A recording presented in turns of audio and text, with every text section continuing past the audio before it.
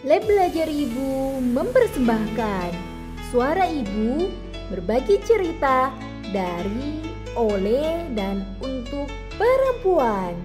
Jangan lupa subscribe, like, dan juga share ya. Assalamualaikum warahmatullahi wabarakatuh. Halo ibu-ibu hebat dan sister kece semuanya. Apa kabarnya nih hari ini? Semoga sekeluarga sehat dan bahagia ya. Nah buat Bu Sis yang mungkin lagi antar jemput anak, atau mungkin lagi makan siang, lagi ngeteh, ngopi, atau bahkan sambil nyetrika gitu ya. Pokoknya dimanapun Bu Sis berada, selamat datang di Suara Ibu episode perdana. Yang kedua ya, yang kedua di tahun 2025 bareng aku, Lutfi Hayati. Dan aku Nadine dan Kumala. Wah, akhirnya kita balik lagi ya Mbak Intan di episode kedua ini. Senang banget rasanya bisa ngobrol bareng Bu sih semuanya. Betul, betul banget Mbak. Jadi episode perdana itu sebetulnya di bulan Agustus. Dan kita udah seru-seruan, mungkin yang belum nonton harus nonton dulu sih gitu. Karena kita seru-seruan bareng founder LBI yaitu Mbak Tami. Kali ini kita juga gak kalah semangat untuk menyapa para pendengar setia, para ibu dan sister luar biasa yang selalu nemenin di setiap episode Suara Ibu. Ah, setuju banget nih. Nah, sebelum lanjut ngobrol-ngobrol nih, gimana kalau kita kenalan dulu gitu ya, Bu Sis semuanya ya. Perkenalkan, saya Lutfi Hayati, panggilannya Vivi. Saat ini diamanahi sebagai Wakil Ketua Lab Belajar Ibu di tahun 2025. Ya. Dan saya tadi Nadia Intan Kumala, panggilannya Intan. Di tahun ini, Alhamdulillah diberi amanah menjadi Ketua Divisi Partnership. Kesibukannya juga lagi jadi Ibu Homeschooler.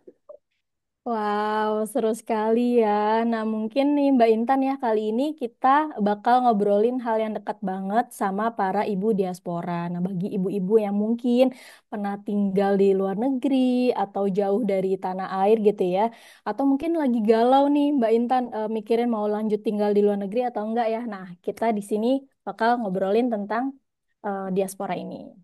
Betul-betul. Kalau misalnya bagi teman-teman nih, ibu-ibu, Bu Sis, yang kayak aku pengamat media sosial, iya, netizen Indonesia gitu ya, yang ngelihat hashtag kabur aja dulu, yang bahkan ya oke, pengen julid tapi nggak usah.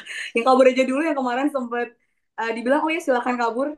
Ya, oke. Jadi karena overwhelm atau pengen break dari situasi negeri yang lagi lucu-lucunya ini, tamu kita kali ini justru kebalikannya. Beliau memilih back for good, yaitu pulang ke Indonesia setelah menetap di luar negeri.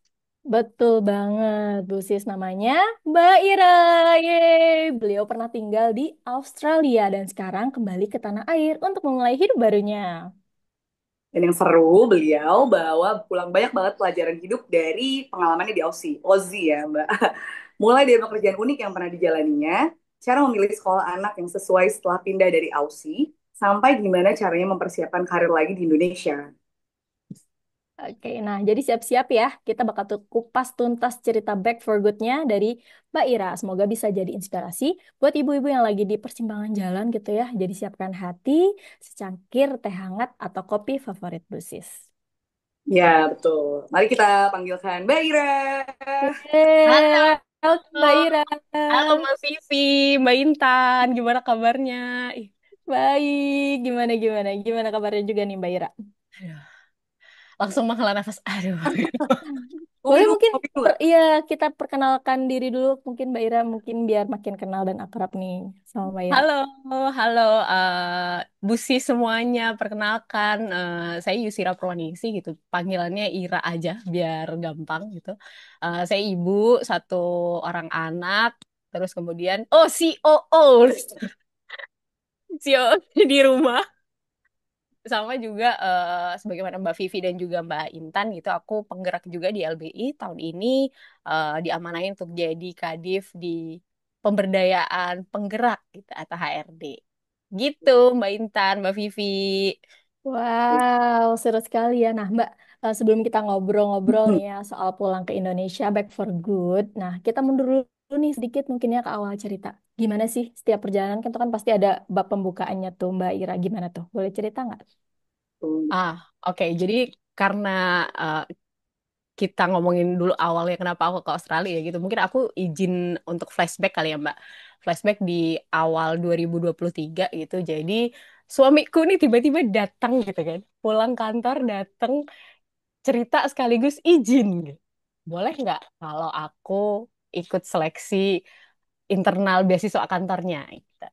kenapa izin gitu kan? Loh kenapa izin? Kan bapak-bapak mah ya udah ya kan gitu kan. Minta Biasanya maaf lari aja aja. ya. Iya, minta maaf. Ini kenapa minta izin gitu. Jadi ternyata dia tuh agak nggak enak gitu. Karena nggak enak karena waktu itu memang sebenarnya aku yang mau sekolah dulu gitu. Jadi aku lagi proses diver.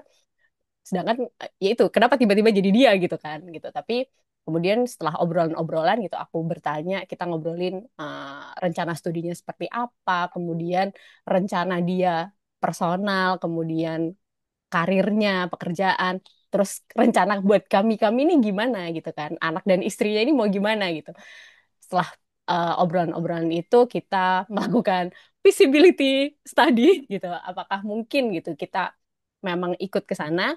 Akhirnya bismillah, akhirnya di bulan mid 2023 suamiku berangkat duluan untuk studi master di University of Queensland, Brisbane, Australia. Kemudian aku dan anakku menyusul di akhir 2023 gitu. Oke, oke, oke. Eh, Bayar dulu apa aku dulu? Khawatir banget. Menarik sih, karena biasanya kan kalau misalnya eh, pengalaman ya, kalau lihat temen di luar negeri, kita cuma lihat foto-fotonya aja, seru-serunya aja gitu kan. Padahal pasti ada banget warna-warna dan ritme yang berbeda gitu, sama di tanah air.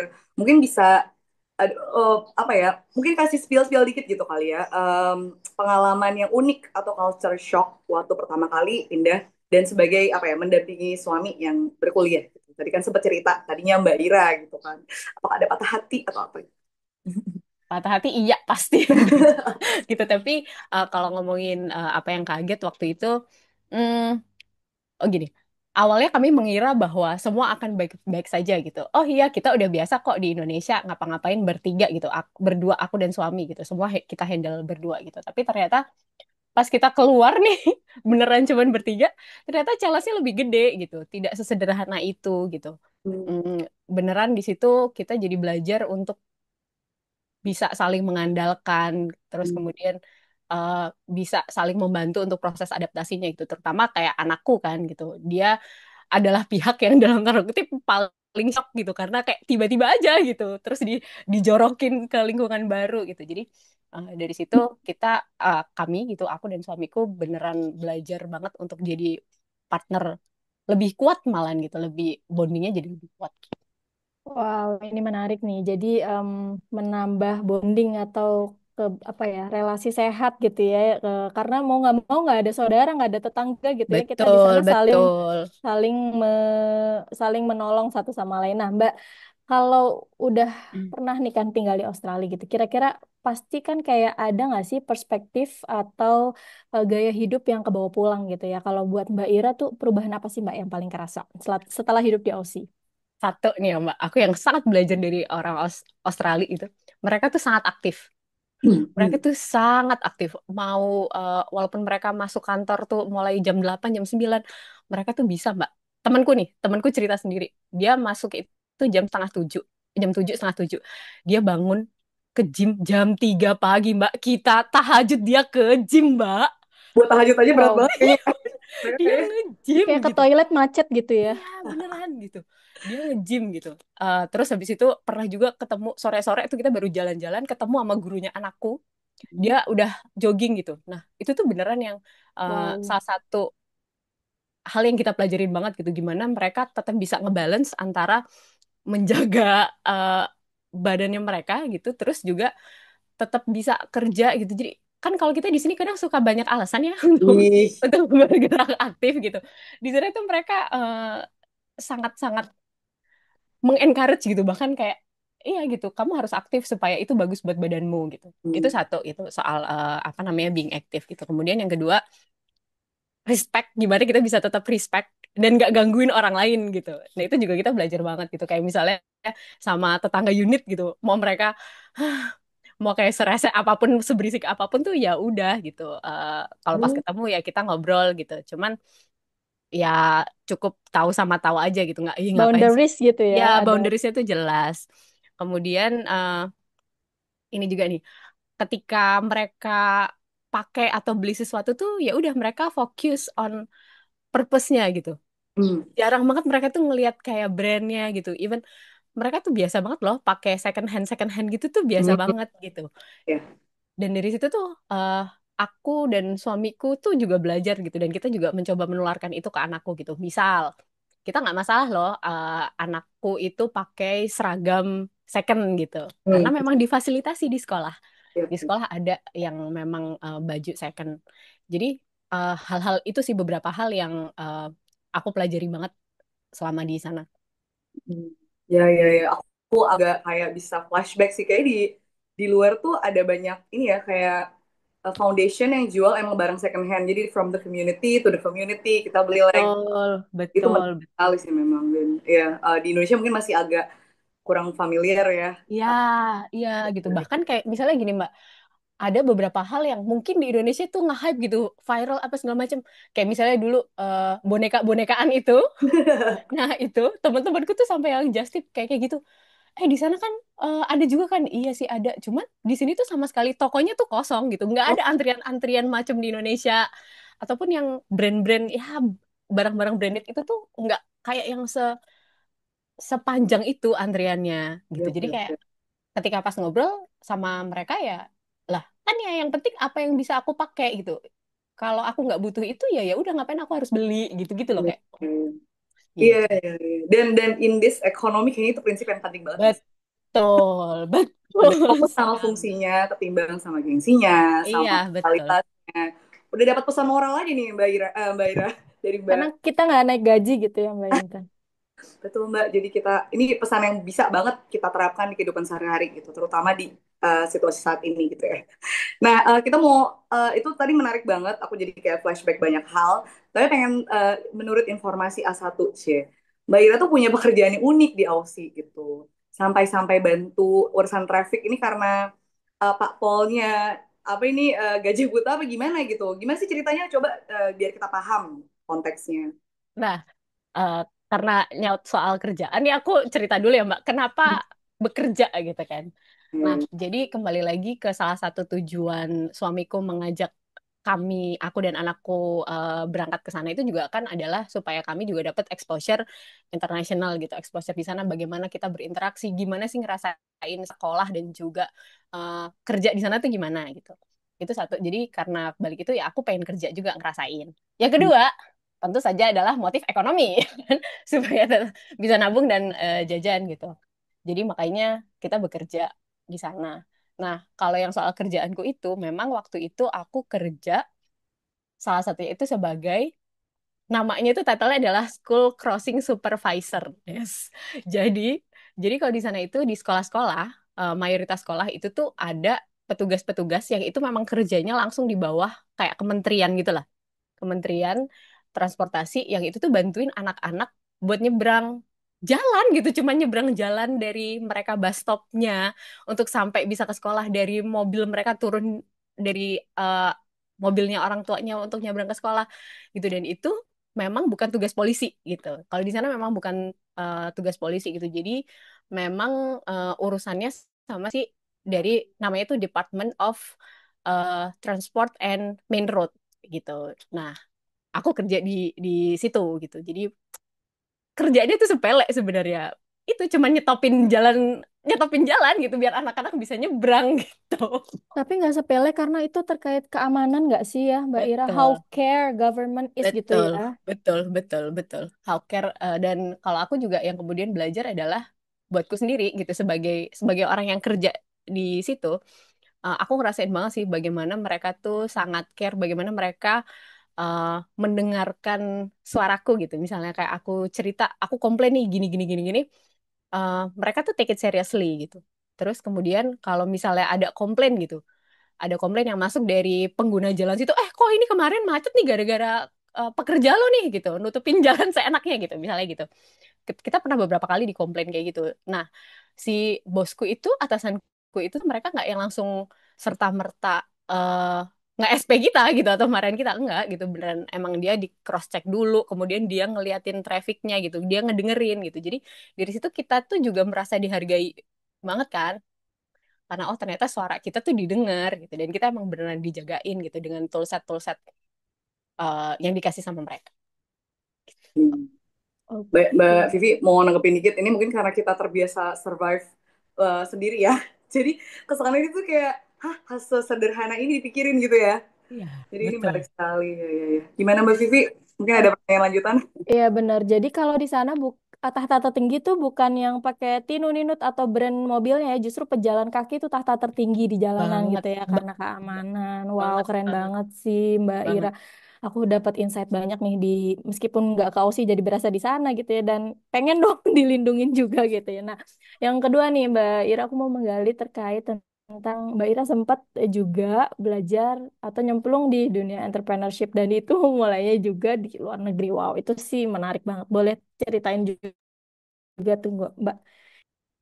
Mbak, aku mengkoreksi sedikit boleh ya?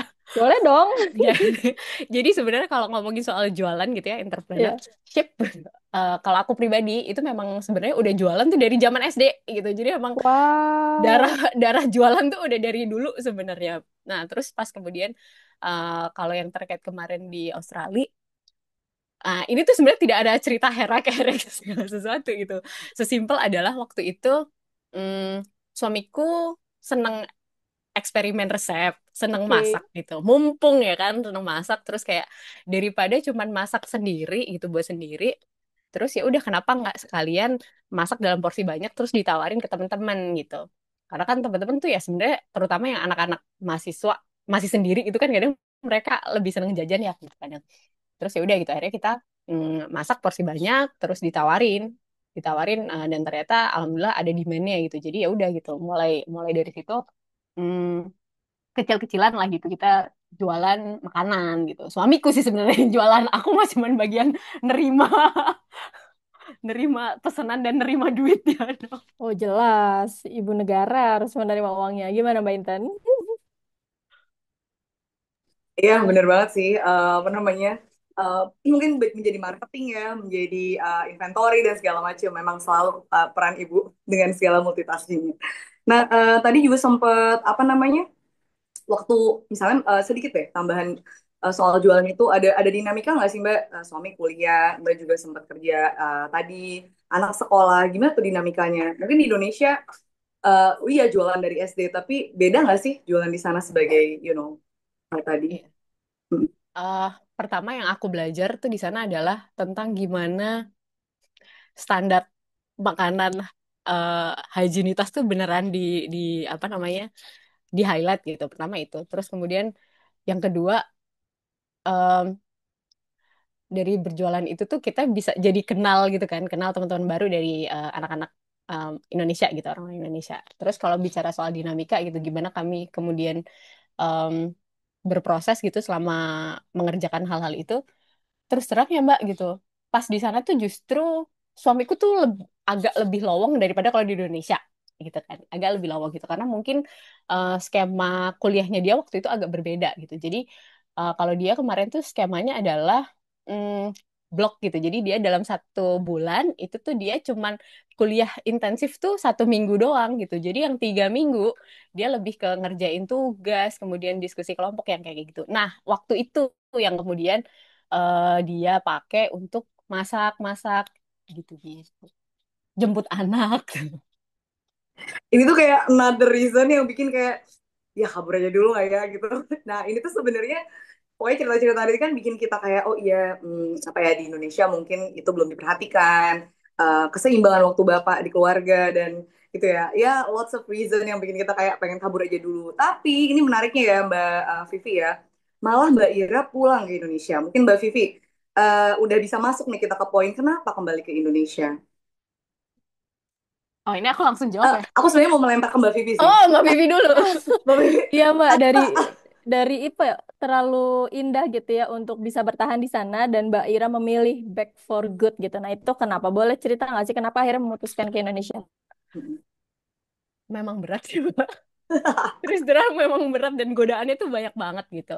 Aku pikir teman-teman juga pernah pasang itu ya gitu. Cuman kalau kembali lagi ditanya alasannya kenapa gitu kita pulang, yang pertama em, kayak mempertanggungjawabkan apa yang sudah ditandatangan gitu lah ibaratnya. Itu pertama banget. Karena dulu sudah tanda tangan kontrak dengan sadar gitu. Yang salah satu poinnya adalah kita memang harus kembali setelah eh, kuliah, ya sudah gitu. Itu pertama dulu deh gitu. Itu yang pertama. Kemudian yang kedua, hmm, kami mungkin ini agak idealis juga gitu. Tapi kami tuh kepengen sekecil apapun yang kita dapat kemarin gitu, pengalaman pelajaran yang kami dapat selama di Australia kemarin tuh bisa kita share lah gitu dikit-dikit, baik itu dalam lingkup pekerjaan maupun kehidupan personal dan sosial kita di Indonesia gitu. Apalagi kalau konteks dalam keluarga, kami berdua tuh kebetulan adalah orang pertama di keluarga besar kami, dua-duanya yang itu tuh ke luar negeri gitu. Jadi merantau jauh itu tuh adalah hal yang awam banget buat keluarga kami gitu. Jadi mereka tuh sebenarnya curious banget apa yang bisa kita dapat selama di sana itu. Jadi kita pengen berbagi soal itu gitu. Dan yang ketiga, yang juga salah satu alasan utamanya adalah alasan keluarga sih terus terang kalau ini. Karena ibuku, kemudian mertuaku, dua-duanya itu tuh udah mulai sakit-sakitan gitu. Jadi eh, kayaknya udah waktunya kami untuk ngambil taking responsibility ini gitu. Untuk nemenin dulu lah gitu, nemenin dulu orang tua. Gitulah kurang lebih. Duh. Ini kalau udah ngomongin orang tua nih, Udah mulai ada menaruh bawang-bawang. gini Ah, ya. Oke, aduh menarik banget tadi jawaban dari Mbak Ira ya, ngomongin soal komitmen dan idealisme gitu. Tadi ada komitmen untuk harus pulang dan ada idealisme pengen sebagai yang pertama kali di keluarga, baik suami atau istri, pertama kali keluar negeri itu kayak pengen berbagi kebermanfaatan. Tapi kan Mbak, berbagi kebermanfaatan itu bisa aja lewat sosmed, bisa di luar. Terus juga tadi sempat cerita ibu sakit. Bukannya pelayanan kesehatan lebih baik di Australia, Mbak? Kenapa nggak dibawa aja, Mbak? Iya. Aku jawab dulu soal kenapa orang tua nggak dibawa aja ke Australia gitu ya. Satu, Bu, mahal realistis ya kan. Gitu maksudnya memang kan tidak semudah itu ya gitu karena memang untuk dapat perawatan yang bagus-bagus itu kalau memang sudah citizen di sana ataupun yang temporary apa namanya PR itu mungkin lebih gampang gitu. Cuman kalau kayak kami-kami gitu itu kan masih susah gitu, berat dan mahal gitu. Itu satu. Kemudian yang kedua adalah alasan adaptasi sih gitu. Mungkin kalau kayak kami bertiga karena memang sudah lumayan sering pindah-pindah, secara adaptasi tuh lebih smooth gitu. Cuman apa kabar ini ya kan nih orang tua yang seumur hidupnya ada di ada di Jogja kalau dalam case kami adalah di Jogja gitu. Terus tahu-tahu dibawa sejauh itu gitu. Dan konteksnya gini Mbak, kami tuh orang tua kami tuh bukan yang kemudian udah nggak bisa apa-apa gitu. Jadi mereka tuh masih tetap, ada arisan ini, pengajian ini, apa segala macam gitu. Jadi kalau tiba-tiba mau dibawa gitu untuk biar dapat berobat di sana gitu, udahlah adaptasinya susah. Dia habis itu bingung kan mau kegiatannya mau gimana gitu. Jadi faktor-faktor itu yang kami pertimbangkan gitu kayak ya sudah gitu. At least untuk sekarang kita pulang. Gitu. Kemudian kan bisa aja gitu ya dari sosmed aja gitu atau pulang aja lah setahun sekali gitu untuk bisa ketemu sama keluarga. Nah, kalau ini terus terang berkaitan juga mungkin agak lompat sedikit gitu. Berkaitan juga sama kesiapan kami sih gitu terkait membesarkan anak juga sih gitu. Ini ternyata ada kaitannya juga gitu bahwa mm, karena kami kemarin tuh memang plannya cuman sebentar dulu gitu di sana. Pas akhirnya anak itu tumbuh di sana, ada hal-hal yang ternyata kami belum siap kalau kita tinggal selama itu di sana gitu. Jadi apa namanya fasilitas-fasilitas kayak gitu itu satu. Banyak lah gitu sebenarnya banyak banget gitu. Cuman yang aku justru mau highlight di sini tuh adalah ini sih Mbak. Hmm, pas pulang pasti ada aja gitu hasrat untuk membandingkan itu pasti ada banget ya kan. Kayak itu apa-apa pengen dibandingin, apa-apa pengen dibandingin gitu. Cuman eh, yang aku malah justru pengen bilang adalah gimana kita, aku sih dalam konteks ini aku bisa eh, cukup bijak gitu untuk mm, mensintesiskan gitu dalam tanda kutip mensintesiskan apa yang kami dapat, apa yang kita pelajari, apa yang kita alami di sana supaya nggak selalu melihat apa-apa yang ada di sana tuh lebih baik daripada kita di sini gitu. Karena gimana pun ada banyak faktor yang itu tuh ya memang akan jadi berbeda gitu. Keadaan geografis, sosial, ekonomi, kemudian geografisnya juga gitu. Itu kan value gitu. Belum lagi ngomongin value gitu. Itu kan memang berbeda gitu. Dari dulu tuh emang berbeda gitu. Nah, menurutku itu tuh apa namanya? Challenge-nya buatku sendiri paling besar tuh adalah bagaimana aku bisa eh, cukup wise untuk nggak terus-terusan ngebanding-bandingin gitu. Iya. Karena Aku itu rasa itu nanti, sindrom ini ya, sindrom rata-rata orang baru iya, pulang dari luar negeri. iya Kayak, gitu. Kayak, aduh, aduh, aduh, kepengen aduh, iya. gitu. Terus kadang kalau nggak hati-hati jadinya menyakiti orang yang nggak dapat privilege kayak kita kan. Betul, Harus betul, lebih wise untuk melihat perbedaan. Jadi gimana betul, perbedaan itu mendrive kita apa namanya untuk berbuat sesuatu ketimbang mengutuk terus gitu ya Mbak. betul, Sampai mengutuk betul, terus. betul. Karena menurutku, bagaimana kita melihat itu tuh akan berpengaruh ke dalam konteks paling kecil adalah gimana sih anak-anak ini, anak-anak kita itu tuh juga ngelihat proses ini gitu. Jangan sampai dia juga never ending nge-compare gitu. Padahal ya, kalau aku pengennya, aku pribadi ya, kalau aku pribadi, anakku tuh tetap tahu rootnya dia di mana gitu. Jadi eh ya kemarin tuh ya pengalaman gitu, part of experience gitu. Ada yang bisa kamu gali, tapi yang nggak terus kemudian mentah-mentah kamu terima semuanya dan melihat itu sebagai hal yang lebih baik gitu. Enggak kayak gitu gitu. Nah, itu sih yang challenging buatku ya, paling gede tuh itu sih. Gimana supaya enggak, apa namanya, nggak terus-terusan compare gitu. Wise, gimana lebih wise. Betul, betul, setuju. Oke, aku setuju banget nih Mbak Ira. Aduh, jadi ikut gemes gitu ya. Maksudku, kenapa sih pemerintahnya di tetangga sebelah tuh serius amat gitu kerjanya gitu ya? Maksudnya Nggak bisa santai ya. nggak bisa santai Kayak gitu ya. kita. Nggak bisa Oke. joget-joget kayaknya. Oke. Oke, oke nih sepertinya sebelum terlalu menjurang gitu ya. Nah, aku mau mengembalikan ke Mbak Ira nih. Oke, tapi ya meskipun banyak hal yang menantang di sini, banyak PR yang perlu dibenahi dan lain sebagainya gitu ya. Tetap banyak banget juga kan kebaikan yang kita bawa dari Australia ke sini sehingga tadi ada jadinya ada point of view yang baru atau ada cara-cara baru dari diri kita gitu. Nah, kalau Mbak Ira sendiri nih kalau dari hal baik dari Indonesia nih, kira-kira apa yang bikin Mbak Ira mikir, tapi ternyata ada hal yang bikin tetap nyaman di Indonesia kok. Nah, itu tuh soal apa tuh biasanya? Gotong royong, Mbak. Aku harus harus meng-highlight ini sih, guyup rukun. Apalagi misalnya aku tuh lahir dan besar di Jogja, di perkampungan gitu-gitu kan. Terus eh, harus diakuin bahwa kayak aku tuh nggak perlu worry kalau sampai aku tuh kenapa-kenapa gitu. Kayak misalnya kemarin ibuku kan tinggal sendiri gitu, bapakku udah lama meninggal gitu. Jadi dia beneran tinggal sendiri gitu. Selama aku 10 tahun merantau tuh dia tinggal sendiri di rumah. Nah, eh, walaupun aku cemas, tapi tuh ada sisi yang aku tuh tetap tenang karena ya nanti kalau misalnya pun ibuku kenapa-kenapa tuh ada tetangga-tetanggaku, ada keluarganya dia yang akan siap untuk membantu gitu. Nah, kalau itu sih yang aku highlight banget, guyup rukunnya itu sih gitu. Nah, sedangkan kan kalau di sana ya itu ya respect aja gitu, tapi kayak tetap urusan lo gitu, urusan gue gitu kan. Jadi eh, kita tidak bisa berharap bahwa em, aduh aku udah kesusahan nih gitu terus tiba-tiba ada yang nolong gitu tuh bisa sih tapi susah gitu, apalagi kita sebagai orang asing ya gitu Ya, mungkin tetap betul.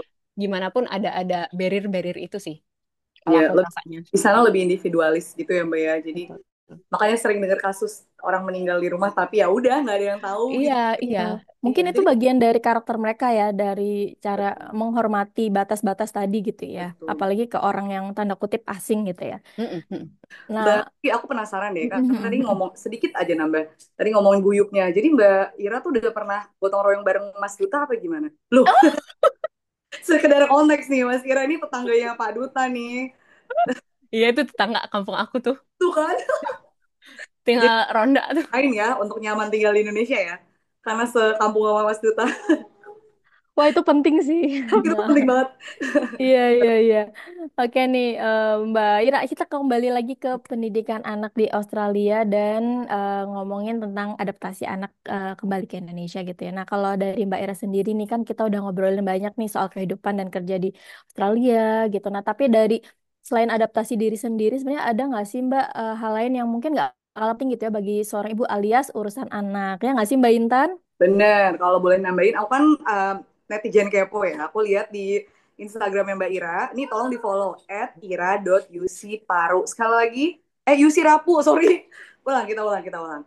Tolong di follow @ira.yusirapu. Sekali lagi, @ira.yusirapu. Iya, boleh di follow. Nah, Mbak Ira ini sering share cerita anaknya sekolah di Aussie gitu. Dari postingan dan story itu kelihatan banget kalau pengalaman sekolah di sana itu berkesan banget. Boleh ceritain nggak Mbak gimana proses adaptasi anak waktu pertama kali masuk sekolah di Australia? Apalagi kan sistem pendidikannya beda banget sama di Indonesia gitu, mulai dari kayak belajar, interaksi guru murid sampai kegiatan harian. Waktu itu pas pindah ke Aussie, anaknya umur apa kelas berapa Mbak? Mungkin bisa ceritain. Ya, anakku waktu itu umur mau 5 tahun gitu. Dia mau 5 tahun. Terus kalau sesuai dengan sistem di sana, dia masuk namanya prep gitu. Prep ini tuh dia atasnya kindi, tapi sebelumnya primary gitu. Tapi dia secara gedung, terus secara jam sekolah itu udah ngikutin primary. Nah, itu kemarin juga agak challenging gitu. Satu, karena secara jam tidur dulu waktu di Indonesia kan dia masih suka nap gitu ya, jam 2 gitu-gitu dia masih nap. Ternyata di sana dia kan memang sekolahnya panjang gitu dari jam 9 sampai jam 3. Terus habis itu yang kedua tentu saja kendala bahasa gitu. Ya Allah, itu satu term itu ya 3 bulan tuh definisi nangis berdarah-berdarah tiap pagi tuh itu beneran terjadi gitu. Tapi alhamdulillah guru-gurunya tuh sangat-sangat membantu sih. Aku harus memang mengapresiasi mereka banget gitu. Mereka selalu malah justru menenangkan kami gitu orang tuanya. Dia kasih tahu gitu, anak kamu kayaknya cemas deh gitu. Soalnya dia bolak-balik ke kamar mandi gitu, dia bolak-balik ke toilet gitu. Tapi kamu tenang aja gitu. Mereka tuh selalu membesarkan hati gitu kayak kamu tenang aja gitu. Ntar udah kami handle kok gitu. Kamu tinggal follow up aja di rumah gitu. Kamu ajak ngobrol. Terus kalau misalnya ada kelihatan anakku masih kesulitan apa, mereka sangat-sangat terbuka gitu. Kayaknya anakmu masih agak kesulitan di sini gitu. Tapi kamu tenang aja gitu loh. Mereka selalu cari bantuan. Bahkan yang kemarin aku juga salah satu sangat apresiasi gurunya itu untuk berkomunikasi sama anakku bahkan sampai menggunakan Google Translate, saudara-saudara. Dia sampai Itu pakai Google effort banget Translate. ya. Maksudnya Iya, bener-bener effort gitu. iya gitu. Anakku cerita gitu, oh ini kayak punya Miss gitu kan. Hah? Guru kamu pakai Google Translate gitu kan? Tapi karena kalau Google Translate itu kan dia formal ya bahasanya. Anakku tetap nggak ngerti gitu. Karena ada part-part nggak ngerti gitu. Kemudian dicariin cara yang lain gitu. Misalnya dicariin body, waktu itu sistem body, dicariin yang kakak kelas dari Indonesia itu. Jadi di pairing sama anakku gitu. Jadi untuk membantu. Yang gitu sih mereka sangat sangat welcome, mereka sangat akomodatif. Mungkin juga karena ini ya, sekolahnya itu di area kampus ya, jadi memang mereka sudah terbiasa dengan anak-anak internasional gitu. Tapi pengalaman-pengalaman itu tuh jadi pengalaman mahal juga buat anakku gitu. Satu, gimana dia bisa eh, klise sih kalau ini, kayak dia bisa beradaptasi, dia bisa main kenal sama teman-teman yang dari beragam warna kulit dalam tanda kutip. Terus dia juga ini juga sih yang biar dia itu tuh nggak merasa dia paling pinter gitu loh kadang tuh karena dia ngerasa jadi minoritas, dia pernah ngerasain aku nggak ngerti apa-apa gitu. Jadi mm, mereka dia jadi lebih yang suka belajar sih habis itu. Dia lebih suka menggali karena iya sih aku kan nggak ngerti, aku belum ngerti, jadi aku mau belajar, aku mau latihan lagi yang kayak kayak gitu sih yang aku oh bisa ya diajarin dia begini. Iya ya ini Mbak Inta sebetulnya tadi mau aku tanyain tuh cuman udah terjawab ya soal menantangnya bahasa gitu ya dan ternyata Masya Allah gitu ya mereka sangat berpihak pada anak dan akomodatif sekali gitu. Nah Mbak Ira boleh tanya nggak sih Mbak, nah setelah dari sana gitu ya terus aku merasa sih ini yakin kayaknya akan masuk ya ke core memories beliau anak Mbak Ira gitu ya, pengalaman empati, pengalaman ketemu sama teman-teman yang beragam gitu. Nah pas kembali ke Indonesia nih Mbak, gimana tuh proses Mbak Ira nyariin sekolah yang tepat juga buat anak-anak? Apalagi kan otomatis ada background dia pernah ke luar negeri gitu ya. Ada tantangan sendiri nggak sih Mbak Ira? Iya Mbak. Kalau tantangannya tuh memang aku dan suami tuh sepakat untuk mencari sekolah yang, hmm, ini aku nggak tahu ya, mungkin berbeda. mungkin masing-masing orang berbeda gitu. Kalau kami tuh mencari yang dalam tanda kutip mirip-mirip lah gitu, mirip-mirip sama uh, sekolahnya dia di sana gitu. Dari itu cara belajar, kemudian kayak sistem penilaian, kemudian bagaimana keterbukaan sekolah, value-value sekolah tuh aku mencari yang kurang lebih mirip gitu. Harapannya adalah mengurangi pekerjaan kami biar lebih relatif lebih smooth lah gitu. Eh, nggak terlalu susah dan anaknya jadi lebih happy gitu. Menurutku sih itu cukup penting gitu supaya si anak tuh ya proses pembelajarannya itu menarik gitu. Nah, dari situ kita cari sekolah-sekolah yang pertama pertama kali banget waktu itu adalah aku diskusi sama suamiku blueprintnya si anak nih dan pathway-nya dia nanti sekolahnya tuh kayak gimana gitu. Percuma dong kita mau cariin sekolah yang SD-nya yang wah begitu, tapi habis itu nanti sekolahnya aku kepengennya SMP-nya negeri aja gitu, nggak masuk gitu. Ternyata itu nggak masuk gitu. Nah, itu kami tarik mundur gitu. Pendidikan itu akan seperti apa. Kemudian habis itu kita tentukan, aku sih terutama, tentukan waktu tempuh dan jarak yang visible buat kami. Itu dulu pertama, yang kedua hal itu pertama. Baru dari situ aku cari sekolah-sekolah yang masuk dengan value kami gitu. Nah, kemarin yang memang salah satu yang kami highlight itu adalah sekolahnya itu proses pembelajarannya adalah yang inquiry learning gitu. Jadi anak-anak tuh memang diajak untuk bereksplorasi, mereka nggak yang guru ke murid gitu loh Mbak gitu, jadi nggak yang searah-searah gitu, anak-anak lebih diajak belajarnya kayak gitu.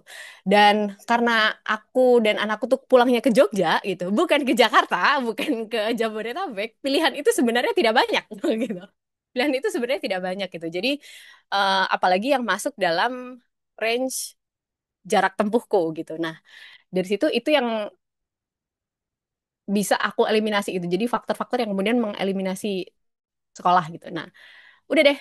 Alhamdulillah kemarin itu ketemu beberapa sekolah, tiga sekolah yang masuk dalam kriteria kami memang gitu. Jadi pas setelah eh, sana trial, terus kebetulan, oh ya, kami juga menggunakan kita survei gitu. Jadi memang kami menyempatkan diri untuk pulang waktu itu, waktu di sana kita menyempatkan untuk pulang, selain untuk nengokin keluarga juga untuk memang survei gitu. Kita lihat di sana kayak gimana, bisa ngobrol segala macam. Itu akhirnya itulah dapat tiga kandidat kuat. Pas setelah trial akhirnya memang final di satu, yaitu adalah sekolah anakku sekarang. Oke, tadi kita udah dengar dari Mbak Ira alasan apa ya proses adaptasi anak, pemilihan sekolah di Jogja setelah pulang dari Australia. Kita juga udah ngomongin adaptasi sebagai keluarga. Sekarang kita pengen tahu um, apa ya adaptasi Mbak Ira atau Mbak Ira sebagai individu nih gitu. Setelah proses adaptasi pindah ke Jogja kembali, reverse culture shock gitu. Kita tuh penasaran apakah Mbak Ira ada keinginan buat kembali produktif secara profesional gitu. Maksudnya as a person dan sebagai apa ya pribadi yang mungkin masih mengejar sesuatu gitu. Ya nggak Mbak Vivi? Iya Mbak, sempat kepikiran gak nih misalnya mau apa gitu, mau ada sesuatu yang mau dilakuin kah gitu Mbak Ira? Thank you teman-teman. Sebenarnya kalau ini berkait sama hal ini gitu, uh, aku bisa bilang bahwa hampir nggak ada hubungannya sama aku balik dari Australia gitu. Karena memang kalau menurut timelineku gitu kan, timelineku karena tahun ini anakku sudah mulai masuk SD, which is tuh waktunya lebih panjang gitu dia di luar dan udah nggak terlalu bergantung ya gitu sama ibunya. Jadi memang aku secara pribadi punya lebih banyak waktu gitu kan untuk mengembangkan diri, ngejar lagi apa yang kemarin sempat ke pause gitu. Nah, hmm, kalau aku kebetulan ini teman-teman, backgroundku adalah di talent development, kemudian di project management yang hal-hal kayak gitulah.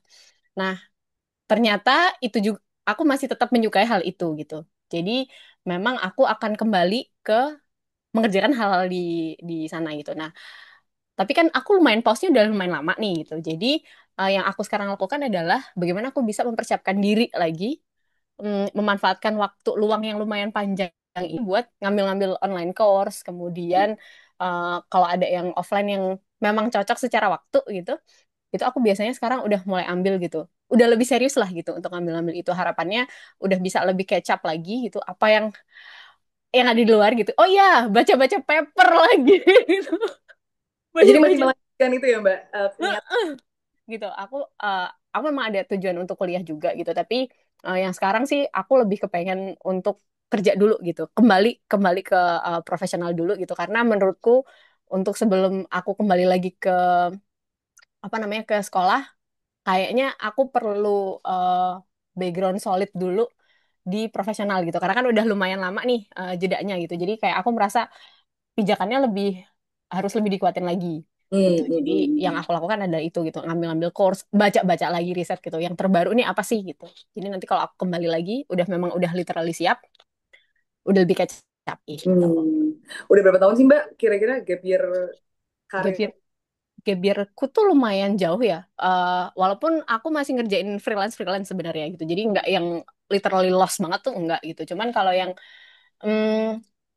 nggak kerja di korporasi, nggak yang terikat sama sesuatu itu tuh dari anak umur setahun. Udah hampir Jadi lima kurang tahun. lebih 6-7 tahun gitu. 6 5 6 tahun gitu kurang Ya, lebihnya. seru sih Jadi ini. emang Karena pasti aku rasa banyak ibu dan sister yang relate juga nih sama gap year dan ingin kembali gitu.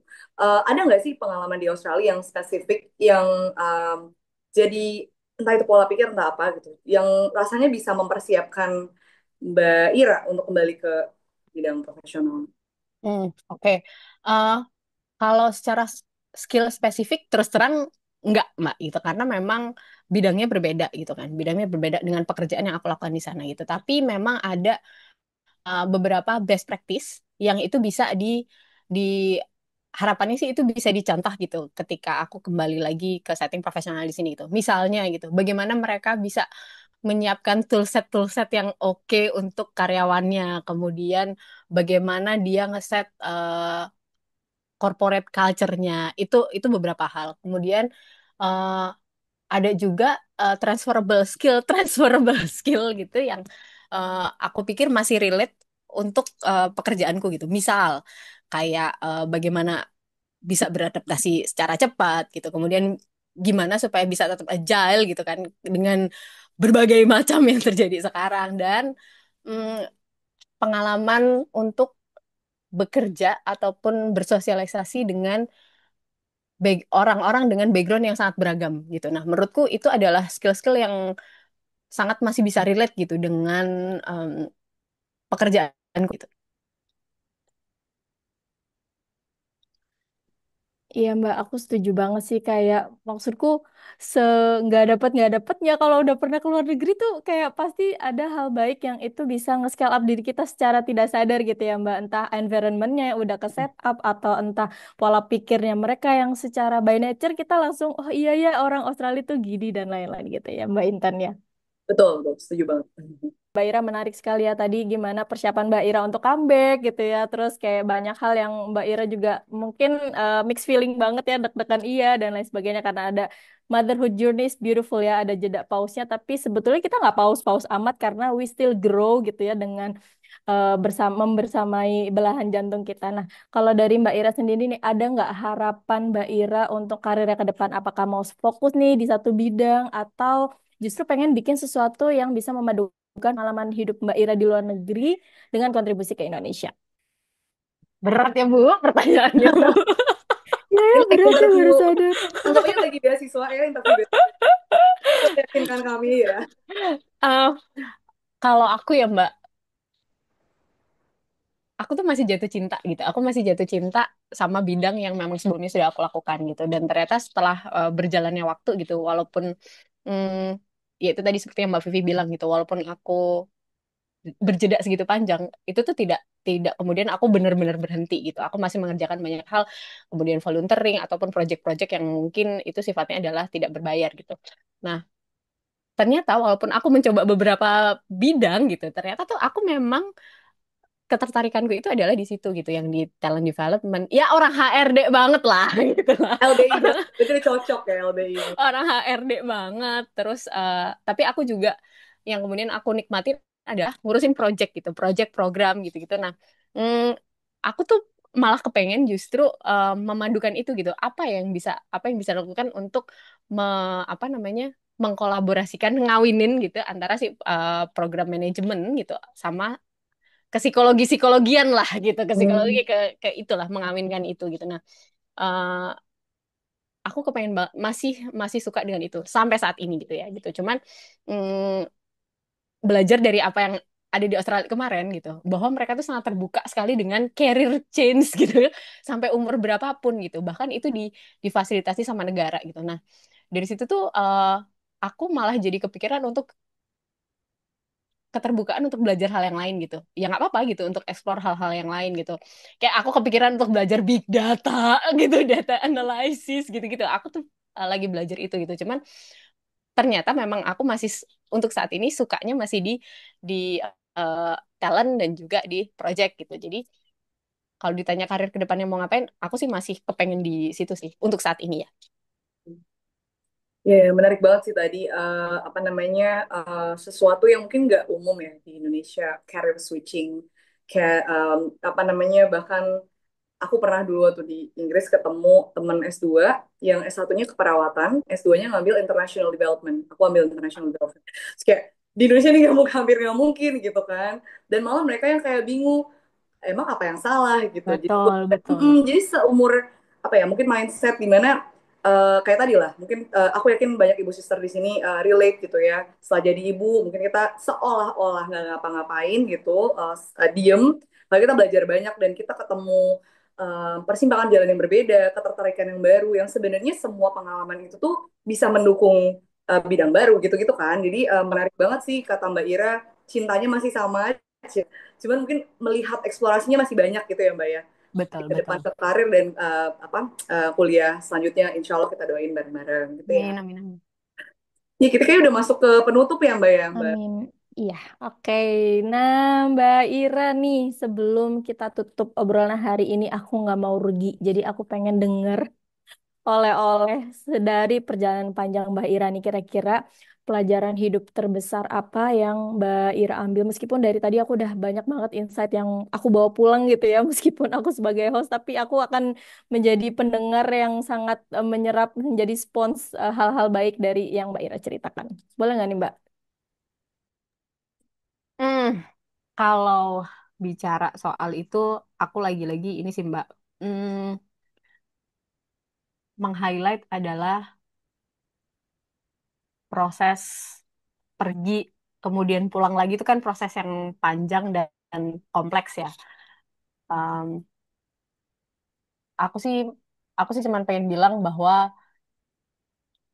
dengan segitu penuhnya, dengan segitu banyaknya hal yang kita alamin tuh gimana supaya kita tetap bisa meluangkan gelas kosongnya gitu, gelas kosong kita gitu untuk bisa kita isi lagi gitu, biar nggak berhenti sampai di situ gitu, karena mau semarah apapun kita gitu ya, mau semarah apapun kita sama kondisi di di negara kita nih kalau konteksnya itu, hmm, ataupun apapun yang ada di sini sekarang gitu di Indonesia sekarang, hmm, masih ada harapan sih gitu. Cuman ya itu pinter-pinternya kita untuk um, mengosongkan gelasnya, bukan mengosongkan, kasih ruang gitu, kasih ruang di gelasnya, kemudian hmm, mengolah kebijaksanaan kita sih. Oh, Allah berat sekali. Masya Allah, mid-30 banget. Aku setuju banget loh sama Mbak Ira. Jadi gimana caranya sesekali kita perlu mengosongkan pikiran kita jadi gelas kosong, tapi di sisi lain kita tetap menyalakan pemantik api-api kecil harapan gitu ya. Iya. Karena apa ya, itu kayak out of control, tapi ada sesuatu yang bisa kita kontrol itu yang mungkin Mbak Ira highlight gitu ya. Terima kasih Mbak Ira. Mbak Intan? Iya, iya, ini aku yakin obrolan kita hari ini itu akan sangat relate sama busis yang mungkin lagi ada di persimpangan jalan, yang bingung harus kayak gimana menanggapi setiap apa ya berita-berita ajaib di hari setiap hari gitu beda-beda, tapi ajaib semua. Kemudian ada yang lagi galau mau pindah ke luar negeri atau sebaliknya, atau ada yang mau balik ke tanah air.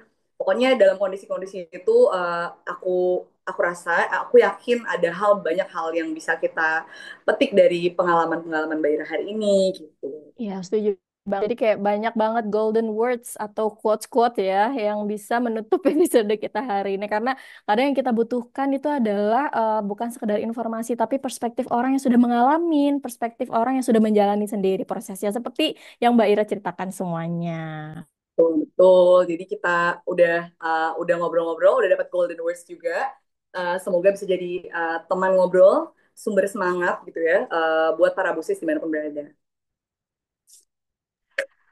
Terima kasih banyak Mbak Ira atas cerita dan inspirasinya. Semoga apa yang dibagikan Mbak Ira ini bisa menjadi penguat ya buat para ibu dimanapun berada.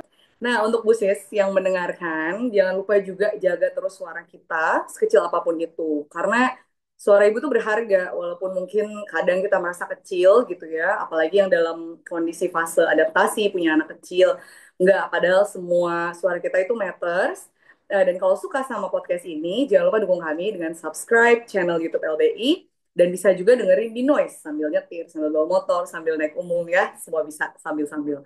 Yes, bener banget. Insya Allah kita akan hadirkan narasumber dengan berbagai kisah inspiratif lainnya yang menemani hari-hari busis agar lebih semangat menjalankan berbagai peran. Kami pamit undur diri. Sampai bertemu di podcast selanjutnya dari Podcast Suara Ibu. Siniar Live Belajar Ibu, tempat berbagi ilmu, inspirasi, dan cerita dari, oleh, dan untuk perempuan. Sampai jumpa. Sampai jumpa, Mbak Ira Sampai juga. jumpa. Sampai jumpa. Terima kasih, Mbak Terima Intan, kasih Mbak semuanya. Vivi. Sama-sama. Terima